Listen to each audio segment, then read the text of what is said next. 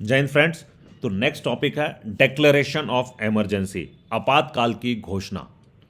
Declaration of emergency on 12th June 1975, justice Jagmohan Lal Sinha of Allahabad high court passed a judgment declaring Indira Gandhi election to the Lok Sabha invalid.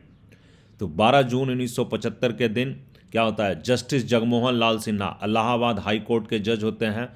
Justice Jagmohan Lal Sinha ये एक judgement पास करते हैं और उस judgement के तहत जो इंदिरा गांधी का जो चुनाव है, लोकसभा के लिए जो चुनाव होता है, उसको वो निर्वाचन को ही असंवैधानिक करार देते हैं। इंदिरा गांधी इलेक्शन को इनवैलिड घोषित कर देते हैं। This order came on an election petition filed by Raj Narayan, a socialist leader and a candidate who had contested against her in 1971। और ये ऑर्डर किस बेसिस पे आती है? एक इलेक्शन पिटीशन फाइल किया जाता है। सो एक समाजवादी नेता होते हैं राज नारायण, वो एक इलेक्शन पिटीशन फाइल करते हैं और वो इंदिरा गांधी के खिलाफ 1971 में चुनाव लड़े थे, है ना। इंदिरा गांधी के अगेंस्ट उन्होंने चुनाव लड़ा था और वो एक इलेक्शन पिटीशन फाइल करते हैं और उसका जजमेंट आता है इलाहाबाद हाई कोर्ट्स में, जिसमें इंदिरा गांधी के लोकसभा के चुनाव को इनवैलिड करार कर दिया जाता है। The petition challenge the election of Indira Gandhi on the ground that she had used the services of the government servants in her election campaign। तो ये जो पिटीशन फाइल की जाती है राज नारायण के द्वारा, ये जो दायर किया जाता है पिटीशन, इसमें उन्होंने ग्राउंड क्या डाला था? ग्राउंड ये डाला था कि जो इंदिरा गांधी जो अपने चुनाव प्रचार का जो अभियान चलाई है, इसमें उन्होंने समाज गवर्नमेंट सर्वेंट्स का यूज़ किया। इसमें जो सरकारी सेवक थे, जो सरकारी ऑफिसर्स हैं, सरकारी कर्मचारी हैं, उनका उन्होंने अपने चुनाव प्रचार के लिए उन्होंने उसका उपयोग किया है और इस ग्राउंड पे वो इलेक्शन पिटीशन फाइल करते हैं। The judgment of the high court meant that legally she was no more an MP, therefore could not remain the prime minister unless she was once again elected as an MP within 6 months। तो इस judgement of high court, जो high court का यह judgement हुआ, इसका legal meaning ये हुआ, इसका कानूनी मतलब ये हुआ कि यह अब कोई MP नहीं है, मेंबर ऑफ पार्लियामेंट नहीं है, लोकसभा के सदस्य अब नहीं रही। तो इनको अब प्राइम मिनिस्टर भी नहीं रहना चाहिए जब तक ये फिर से 6 महीने के भीतर ये फिर से MP बनकर नहीं आ जाती है।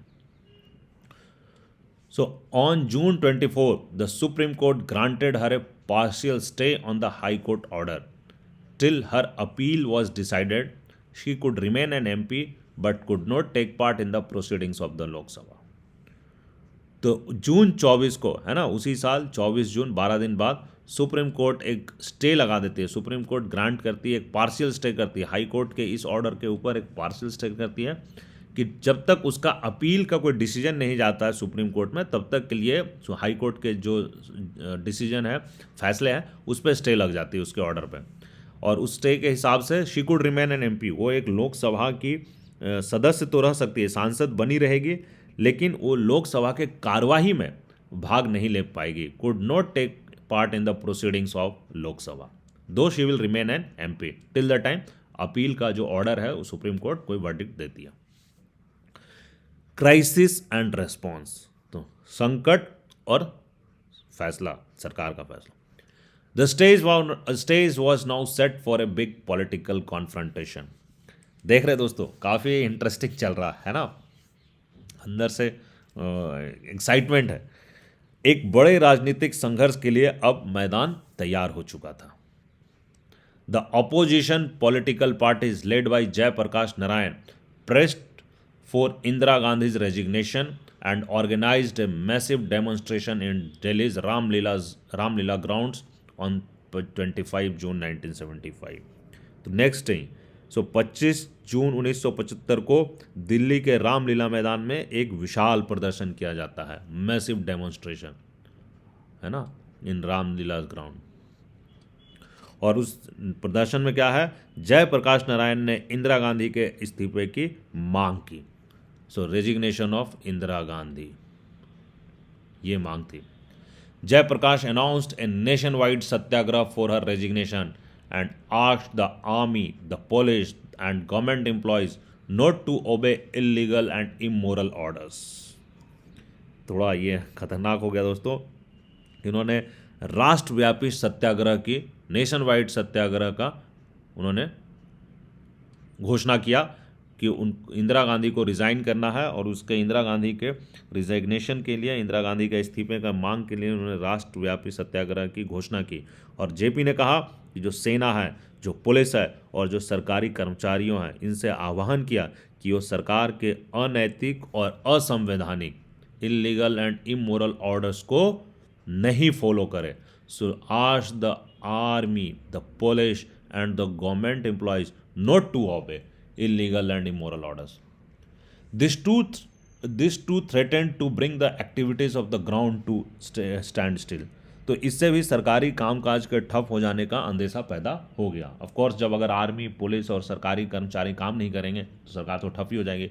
सो ये एक ऐसा सिचुएशन खड़ा कर दी कि जिससे डर हो गया कि जो सरकारी मशीनरी है, जो गवर्नमेंट है, वो एक जगह स्टैंड स्टिल हो जाएगी, ये ठप हो जाएगी। The political mood off the country had turned against the Congress more than ever before.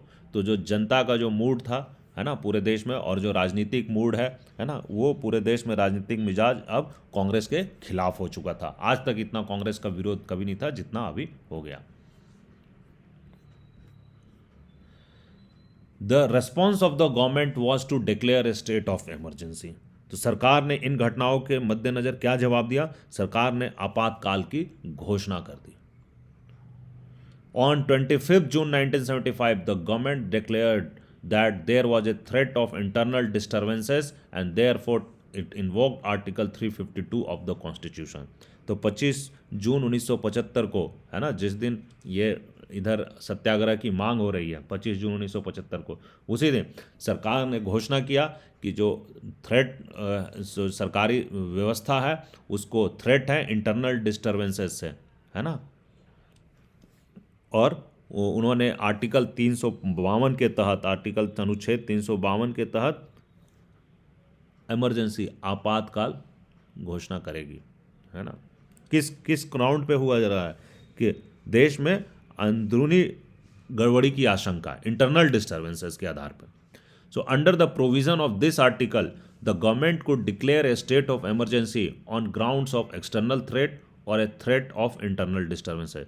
तो इस आर्टिकल 352 अनुच्छेद के तहत, 352 के तहत, गवर्नमेंट कुड डिक्लेयर, सरकार के पास ये संवैधानिक पावर था कि वो स्टेट ऑफ इमरजेंसी, आपातकाल की घोषणा कर सकती है। ऑन किस आधार पे? एक्सटर्नल थ्रेट, कोई बाहर से, अगर बाहरी, है ना, विदेश से कोई, बाहर से कोई अगर थ्रेट हो, कोई ये हो, भय हो, और थ्रेट ऑफ इंटरनल डिस्टर्बेंसेस, और अंदरूनी देश के अंदर भी अगर कोई गड़बड़ी हो, है ना, कोई अंदर गंभीर संकट आ गई हो, गड़बड़ी हो गई हो, अंदरूनी गड़बड़ी, तो ऐसे में भी आपातकाल लागू किया जा सकता है।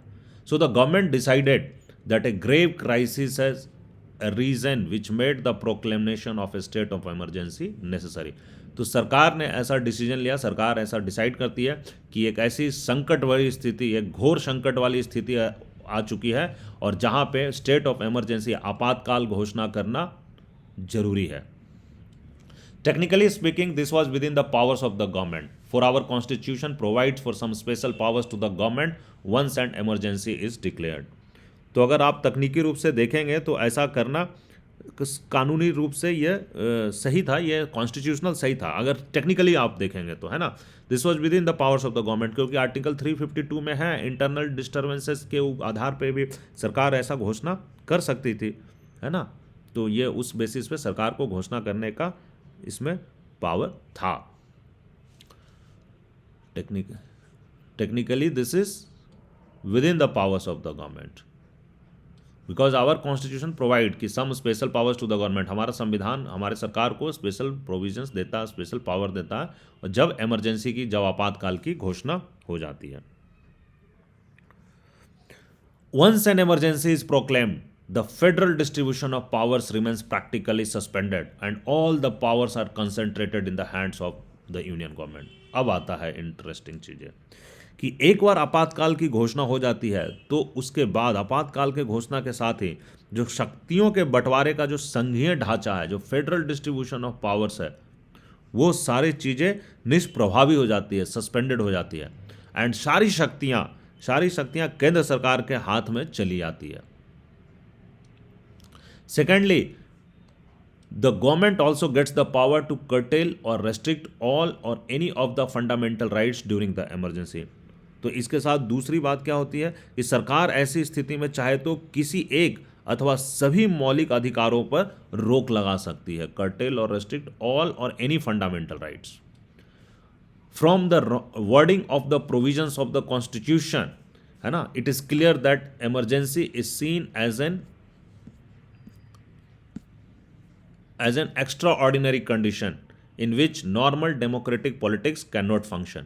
तो जो हमारे संविधान में जो वर्डिंग है, जो शब्द लिखे हुए हैं, उससे ऐसा प्रतीत होता है ना, उससे ऐसा क्लियर ही हो जाता है कि जो आपातकाल है, आपातकाल एक ऐसी स्थिति है, कब लगाई जाती है आपातकाल? एक ऐसी स्थिति है जहाँ पे एक एक्स्ट्रा ऑर्डिनरी कंडीशन है, ये एक नॉर्मल कंडीशन नहीं है ना, जहाँ ये ऐसा कंडीशन है जहाँ पे जो नॉर्मल लोकतांत्रिक राजनीति नहीं काम कर सकती है ना, ये लोकतांत्रिक राजनीति में ऐसे में काम नहीं कर सकती है. So therefore special powers are granted to the government. तो इस कारणवश जो है गवर्नमेंट को है, सरकार को है, कुछ स्पेशल पावर, है ना, कुछ अतिरिक्त पावर दिए गए हैं, कुछ विशेष शक्तियां प्रदान की गई हैं. So on the night of 25 June 1975, the Prime Minister recommended the imposition of emergency to President Fakhruddin Ali Ahmad. तो 25 जून 1975 की रात प्रधानमंत्री ने राष्ट्रपति फखरुद्दीन अली अहमद, कौन थे उस समय भारत के राष्ट्रपति, प्रेसिडेंट फखरुद्दीन अली अहमद, है ना, से आपातकालीन लागू करने की सिफारिश की.